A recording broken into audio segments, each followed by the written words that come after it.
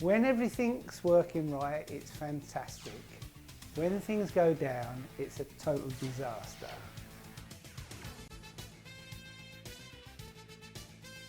The main negative, I think, is it tends to blur into your life more than you realise. It's very difficult to maintain a separation between your online life and your offline life.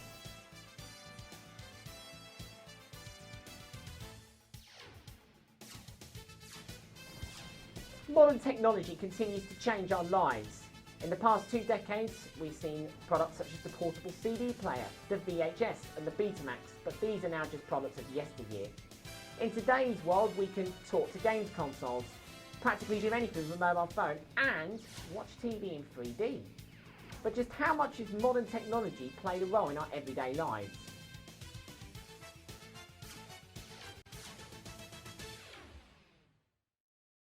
eBooks have been on the market now for a couple of years, the most popular being Amazon's Kindle device. The company is reluctant to release official figures, but its sales do indicate that it is a very popular and new technological form to read books. How convenient is the ebook? If it's somebody who's really into books and does do a lot of reading, yes, I think it's probably one of the best things you can get. If you're not such an insight person into reading, etc., basically just stick with your books. The ebook is so convenient for me. I use it for all my dissertation journals. It's easy for when I'm like on the train, on the bus. Instead of taking like 4 or 5 books with me, I only have to take my Kindle, which have got like 50 to 70 ebooks on. So it is really convenient. It's a really efficient way to read. With Wi-Fi access, an online dictionary and sound narration. Marco and Christina came shortly before Christmas. Panathinaikos, one of the 25 biggest clubs in Europe. There are plenty of benefits to the ebook. The popularity of the traditional book is under threat. I know a lot of people who still refuse to get an ebook, whether the Nook or the Kindle or just anything, to be honest. They just don't like it for some reason. I would never ever buy an ebook, and if someone bought one for me, I would ask for, you know, the receipt. Did you have the receipt? I'm going to get a return on this. I would much happily have a grown-in bookcase full of books and everything, rather than have this one Kindle which I will most likely lose. I'm not a fan of them. I really don't think it's a step in the right direction for bookworms like me. I also did some research through an online survey. Here are some of the main interesting facts that stood out from the results. 51% of people said they rely on modern technology all the time in their everyday lives. 41% of people said they rely on modern technology most of the time. 37% of people said the laptop was their favourite all-time technology product. 80% of people still prefer the standard book to an ebook device, such as Amazon Kindle. 35% of people said the iPhone was their favourite smartphone.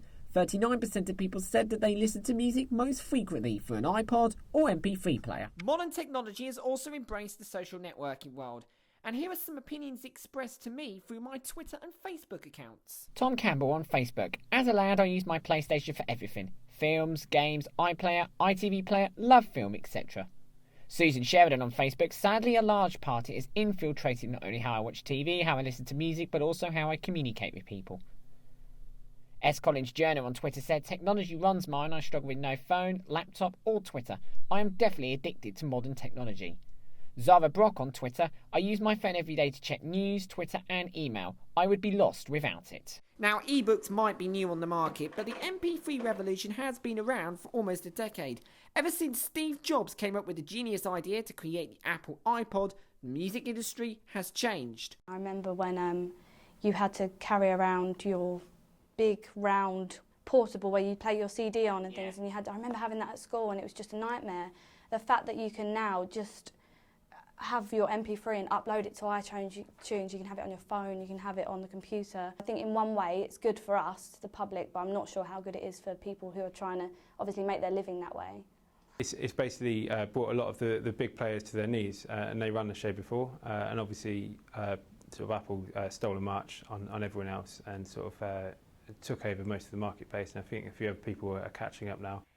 A lot. It's had massive impact. I mean, stuff like YouTube, Artists can get their music out within a couple of minutes, and Tiny Temper, that's where he started. Justin Bieber, he got signed, so did Lily Allen. It's not a case of sending your CDs to radio stations anymore. It's a case of click of a button, it goes online. In general, album sales have declined every year since 2005, but digital downloads continue to rise, especially through specialist stores such as iTunes, Amazon MP3 and Spotify. What are people's opinions on the CD format? Will it be made redundant? I think albums, like big albums like the Now, 76 and whatever, I think they'll still be out. Collaborations will still be out, but in regards to just normal band albums, I think they'll slowly fizzle out. I think it's probably redundant right now already, and I don't think it'll be around in 5 years' time.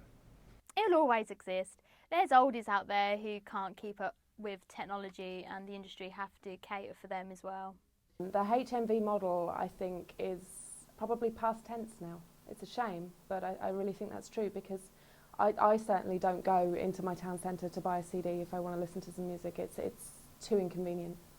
So CDs might still have their place in today's society, but the most popular new technology has to be the smartphone. Apple, Android, HTC and BlackBerry are all major players in the competitive market.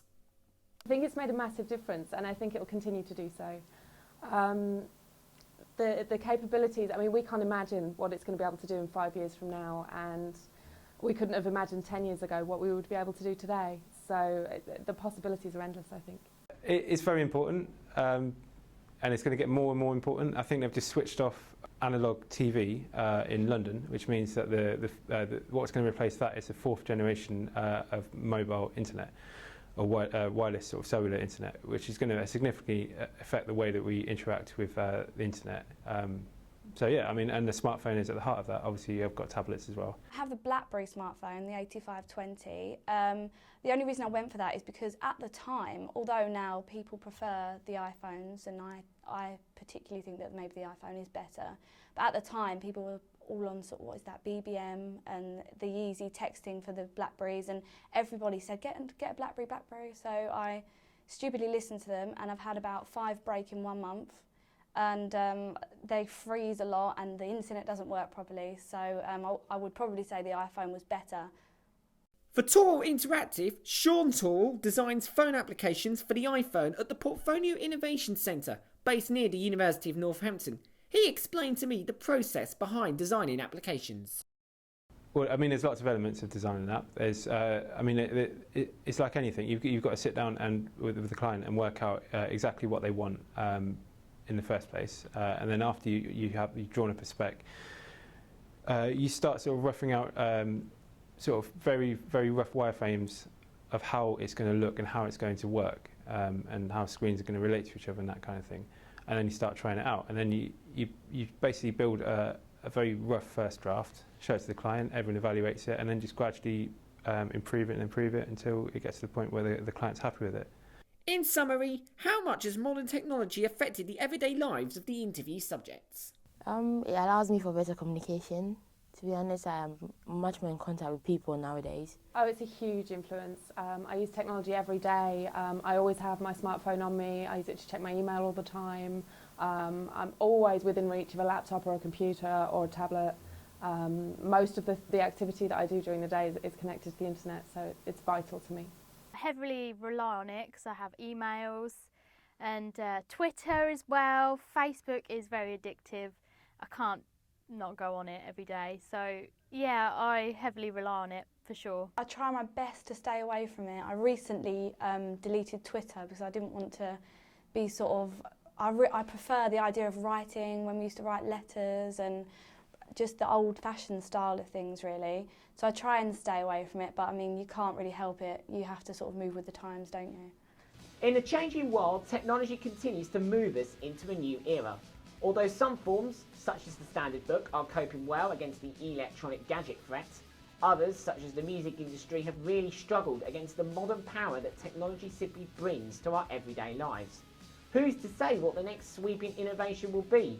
What I can say is that technology will continue to evolve and evolve. I'm Simon Wright. Thank you for watching.